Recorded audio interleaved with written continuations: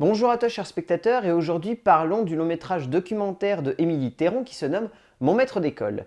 L'histoire, c'est celle de Émilie Théron qui a grandi dans une petite ville du sud de la France et qui a été éduquée par le professeur Jean-Michel Burel quand elle était en primaire. Et donc alors qu'elle est devenue une journaliste avec un certain renom dans le métier, elle décide de revenir dans cette ville pour faire la dernière entrée de ce professeur en question. Et voilà, elle va le suivre, elle va essayer de voir comment il éduque ses élèves et qu'est-ce qu'il a de si différent qui fait son petit charme en tant que professeur. Euh, c'est un film qui est un peu sorti de nulle part, il a été révélé au grand public courant décembre via une petite bande-annonce qui ne dévoilait pas grand-chose sur le film, qui dévoilait simplement le portrait d'un professeur. Et rapidement la hype est montée parce que le film est coproduit par François-Xavier de Maison, ce qui, comme producteur, est pas petit du tout. C'est carrément un nom très important dans la production audiovisuelle française. Et on va dire que rien que pour ça, le film valait le coup tout de même d'être regardé avec un certain regard. Pour le coup, c'est un film qui est intéressant.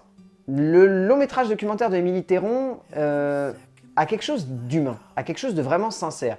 Il va pas y avoir grand chose à dire parce que c'est un documentaire et qu'étrangement les documentaires, on a du mal à rentrer dans le détail. Et surtout là c'est un documentaire qui est très affectif, c'est un documentaire qui a vraiment touché Émilie Théron dans son sujet puisqu'elle parle de son enfance.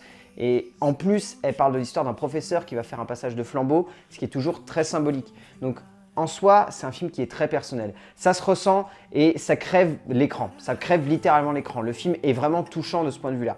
Il est touchant parce que le traitement que fait Émilie Théron de ce personnage est un traitement très humaniste. Elle ne cherche pas à regarder l'éducateur, elle ne cherche pas à regarder la personne qui enseigne, elle cherche à regarder la personne qui humanise et qui cherche à transmettre quelque chose à ses enfants, qui cherche à aller beaucoup plus loin que simplement leur éduquer les maths, leur éduquer l'histoire, ceci, cela. C'est vraiment une sorte de passage de flambeau humaniste. C'est-à-dire que ça va au-delà de simplement montrer l'histoire d'un professeur qui va arrêter son métier. Ça montre un professeur qui parle à ses élèves comme s'il parlait à ses enfants. Et en cela, le film est intéressant et le film est touchant.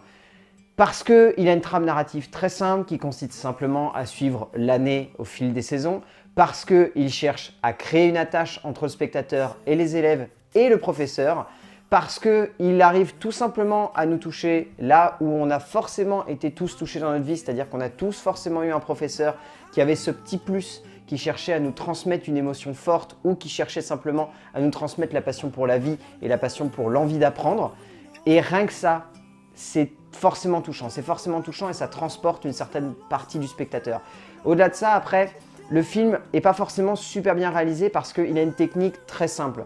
C'est-à-dire qu'il y a vraiment des plans, à certains moments, on a la sensation qu'ils sont faites avec une caméra HD, et il y a d'autres instants, on a la sensation que c'est fait avec une caméra, limite une mini DV, quoi, une caméra très personnelle, c'est-à-dire c'est vraiment limite un moment de vie qui est volé par la réalisatrice. Ce qui rend le truc intéressant, mais qui fait souffrir le long métrage d'un point de vue technique parce que on reste devant ce film et on n'est pas forcément convaincu par ce qu'il essaye de dégager ou parce qu'il essaye de nous transmettre ou parce qu'il essaye de passer comme message, parce qu'on a cette technique qui fait ramer le long métrage et qui pose un petit peu problème en soi. C'est assez dommage parce qu'on sent qu'Émilie Théron avait envie d'aller beaucoup plus loin avec ce film, de ne pas simplement se limiter techniquement, et malheureusement ça peine un petit peu sur le long métrage.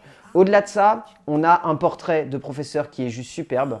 Burel, ce professeur, est magnifique, il est touchant à souhait, il transmet quelque chose de très humain qui transporte le spectateur, qui nous touche à chaque instant. Vraiment à chaque instant, il y a des scènes qui sont d'une beauté. Enfin, c'est vraiment émouvant de ce point de vue-là. Après, il y a peut-être 2-3 scènes tire-larmes, mais sérieusement, cette scène de fin durant le bal de fin d'année, vous allez forcément pleurer parce qu'elle est très belle, elle est vraiment émouvante, elle est vraiment touchante et elle transporte totalement l'émotion du spectateur. Donc voilà, pas grand chose à dire sur Mon maître d'école, si ce n'est que c'est un film délicat, c'est un film tendre, c'est un film qui souffre de beaucoup de pathos, mais c'est toujours comme ça quand c'est un sujet très proche de la personne qui réalise le film.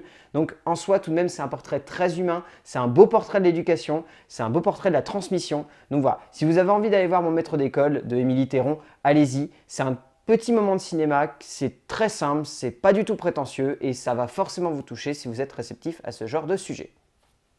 A plus!